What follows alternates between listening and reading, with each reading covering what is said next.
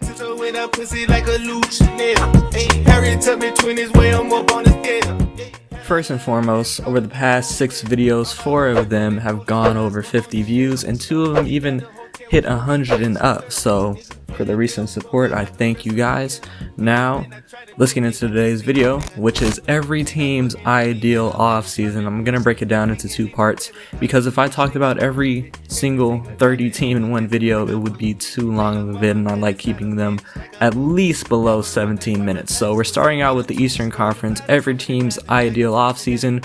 We're gonna start from the bottom and end at the top. So at the bottom of the Eastern Conference, at the 15th spot, was the Cleveland Cavaliers. In my opinion, their ideal offseason would entail them drafting Obi Toppin at number 5 and trading away Kevin Love. You draft Obi Toppin to really replace Kevin Love at that power forward position for the future. I guess you kind of have to give Darius Garland and Colin Sexton another year in the backcourt together to see if they can really thrive. And I also think Obi Toppin is a good fit next to Andre Drummond if you want to keep Drummond as your center for the future, because Obi Toppin has shown some ability to shoot the 3 and space the floor. Ideally, you would trade Kevin Love without having to attach picks. I don't really know the value on Kevin Love on the open market. Is he somebody who is viewed as a contract that you would have to attach a pick in order to get off that contract, or is it possible to even get a late first round pick in return from a striving contender?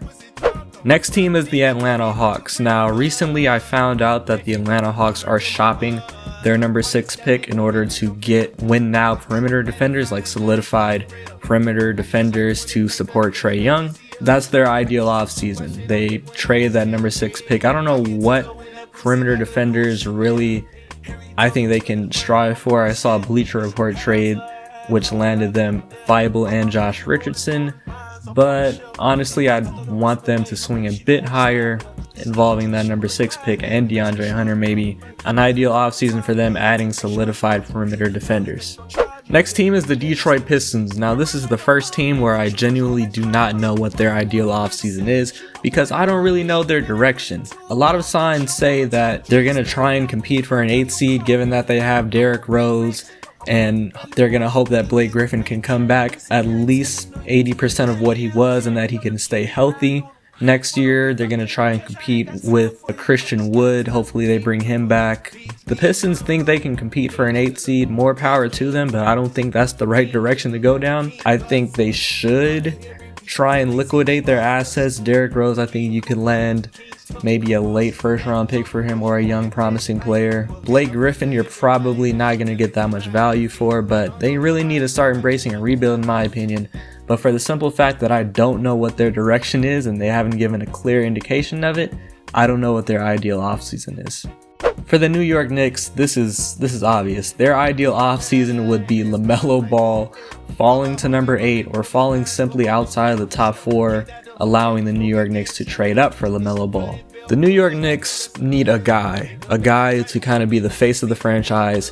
They definitely need playmaking at the point guard position, whether they're going to try and trade for an all-star point guard like Russell Westbrook or Chris Paul or John Wall. But quite frankly, they just need talent. And LaMelo Ball is one of the, or in my opinion, he is the prospect with the highest ceiling in this draft. So if the Knicks want to take a chance on a superstar, if they wanted to take a chance on anybody being a superstar, it would be LaMelo Ball. For their sake, hopefully he falls down to number 8, because I've heard some rumors that LaMelo Ball has been the best guy in pre-draft interviews, whether that's only been one interview or not. But I've heard that there's a chance that he falls out of the consensus top 3. Maybe that gives the New York Knicks an opportunity to trade up to maybe 4 or 5 or 6, because we know teams like Atlanta wants to trade out of their number 6 pick. Next we have the Chicago Bulls. So they have the number 4 pick. In my opinion, their ideal offseason would be adding defense around their scoring stars. They have a great scoring backcourt in Zach LaVine and Kobe White. Lauri Markkanen showed his scoring potential in his rookie year, but he really tailed off. But offensive talent is there. They really need some perimeter defense. If you're going to have Kobe White and Zach LaVine in the backcourt, try and get some perimeter defense in the draft. And I would have them drafting Isaac Okoro to fill that need. And then honestly, if you wanted to jeopardize a little bit of defense and add a bit of playmaking, You could take Denny Avdija with the number 5 pick. He's not as good a defender as Isaac Okoro, but he's solid and he's a much better playmaker. The next team is the Washington Wizards. I talked about them in a recent video. Their ideal offseason would be them re-signing Davis Bertans. He had a breakout year last year. He was the second leading scorer on the Wizards. He shot a ridiculous percentage from the field. I think you have to bring him back because it would be really good to have one of the best shooters in the league on the team when John Wall returns. That provides John Wall with a lot of spacing for him to get to the rim, because we know he likes to drive and get to the rim, and he can kick out to people like Thomas Bryant and Davis Bertans. Davis Bertans was literally one of the best shooters in the league. I think he is a great fit next to John Wall. Next, we have the Charlotte Hornets. An ideal offseason for them would be Anthony Edwards falling to number 3. I think it's reasonable for Anthony Edwards to fall to number 3 because there's really no consensus 100% number 1 pick. We've heard that the Timberwolves are kind of suspect on drafting Anthony Edwards. The Warriors don't really need Anthony Edwards because their perimeter is kind of set. The Hornets could really use a score-first 2 guard, or a bigger guard in general, because they have Devontae Graham and Terry Rozier trying to start in the backcourt. They really need an ideal 2 guard with size 6'5" and up. Anthony Edwards is a big 2 guard. He's an ideal shot creator, and he would be the ideal 2 guard for the Charlotte Hornets. For the Orlando Magic, I don't really know their ideal offseason, but I do have an offseason goal for them. They need to find a direction, because over the past couple of years, they've made some contradicting transactions and draft picks that really blurs the lines of what their direction is. They drafted Mo Bamba to be their young center after Nikola Vucevic, but then one season advances and they give Nikola Vucevic a 4-year, $100-something million contract. That kind of really contradicts what their direction is.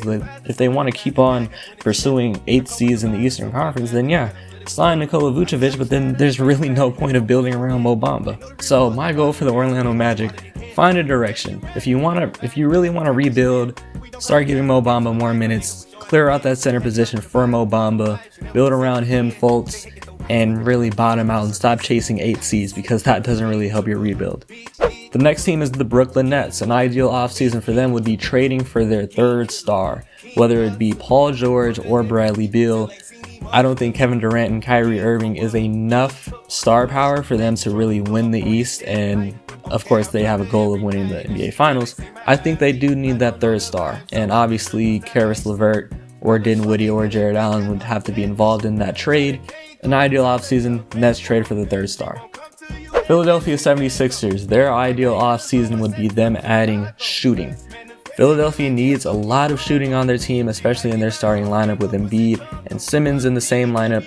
An ideal offseason transaction would be them getting Buddy Hield for Al Horford, and no more than 2 of their 1st-round picks and no more than 1 of Matisse, Shake, or Furkan. If they can get Buddy Hield by giving them Al Horford and not getting rid of their entire draft capital and not getting rid of all of their ascending young role players, I think that's a dub of a trade for Philadelphia, and I think that's one that they should pursue. For the Indiana Pacers, their ideal offseason would be them getting a 1st-round pick for Oladipo. All signs suggest that if Oladipo isn't traded this regular season, he will leave for nothing in the offseason. So if it is possible for them to get a 1st-rounder for Oladipo, I think Indiana should pull the trigger on that, because I don't really think the market is that plentiful for Victor Oladipo. For the Miami Heat, the defending Eastern Conference champions, their ideal offseason would be pulling off a sign and trade for Danilo Gallinari. We know the Miami Heat always want to contend in the very present year. They're always going for it. They're never bottoming out. But we also know that the Heat want to keep salary cap space for the 2021 offseason to maybe go after Giannis Antetokounmpo. So if they could pull off a sign and trade for Danilo Gallinari, where he would be on a 1-year deal, that would help Miami compete in the moment and would also save them 2021 cap space. For the Boston Celtics, their ideal offseason would be them drafting Aaron Nesmith. I don't really think they have that much trading flexibility, because I think their most tradable contract, like mid-tier contract, is Marcus Smart, and the Boston Celtics fandom loves Marcus Smart. I think they would riot in Boston if they traded away Marcus Smart. You just sign Kemba Walker, you're not trading him. You want to keep your young tandem of Jaylen Brown and Jason Tatum together, and I don't think anybody's really going to trade for Gordon Hayward. So there's not really that much trading flexibility, but this Boston Celtics team has a desperate need for bench scoring, and the best way for them to kind of fill that need is through the draft. They have the number 14 pick, and this is kind of the realm where Aaron Nesmith will really fall. He was a scoring guard with a lot of shooting capability in college. I think Nesmith could come in and provide some bench scoring for the Celtics team. Next, we have the Toronto Raptors. The ideal offseason for them would be them re-signing Fred VanVleet on a friendly long-term team deal. Fred VanVleet is one of the better options in this free agency class. That just says a lot about how weak this free agency class is. No disrespect to Fred VanVleet, my light-skinned brethren. This free agency class is relatively weak, so he is going to get a lot of eyes from teams that kind of need a point guard. The New York Knicks, maybe the Phoenix Suns can free up some salary space, and maybe those teams are willing to throw him a big time bag that maybe the Toronto Raptors would not want to match. But an ideal offseason would be Fred VanVleet not really getting those big time offers from those teams, allowing the Raptors to really get Fred VanVleet on a long-term team-friendly deal. Because the Raptors still want to compete. I think they have faith in their current roster, their current core of Kyle Lowry, Fred VanVleet, Pascal Siakam, OG Anunoby, Serge Ibaka, who's also going to be a free agent. I think they have faith in their current core, and I think they still want to contend. So I think re-signing Fred VanVleet on a friendly long-term team deal would help them a lot in that regard.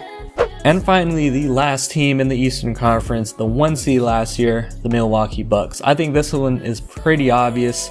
An ideal offseason would be them signing Giannis to that Supermax extension. If Giannis leaves, that kind of sets the Milwaukee franchise back 5 or 10 years. That's no exaggeration. So if Giannis was to sign the Supermax extension, that would be everything for them. But I also think simply signing Giannis on the extension is not going to be enough to really put them over the hump in the Eastern Conference, because teams in the Eastern Conference got better. The Brooklyn Nets, who are going to get Kyrie Irving and Kevin Durant back next year. The Philadelphia 76ers may get better if Ben Simmons can just stay healthy in the playoffs. And if they can pull off a trade for Al Horford and get somebody like Buddy Hield, they're going to be better next year.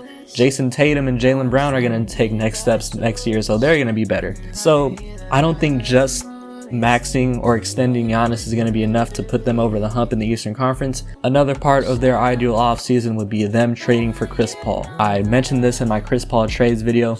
I think this is the guy for the Milwaukee Bucks to go after. If it's a rumored star on the trade market that could help Giannis, it's Chris Paul. The Bucks needed a lot of shot creation in the half court because Middleton wasn't able to do it consistently as the #1 shot creator in the half court when Giannis was injured. Bledsoe is not a great half court shot creator. CP3 is one of the best mid-range scoring guards of all time, and he still thrives in the mid-range. He may not be as good as he was in the past, but he still thrives in the mid-range. He can still create his own shot. CP3 has proven that he's still a good point guard in the NBA. He was an all-star this year, and he's still hungry for a championship ring. If the Bucks could pull off a trade to land CP3 in Milwaukee, I think that would solidify them as the Eastern Conference favorites.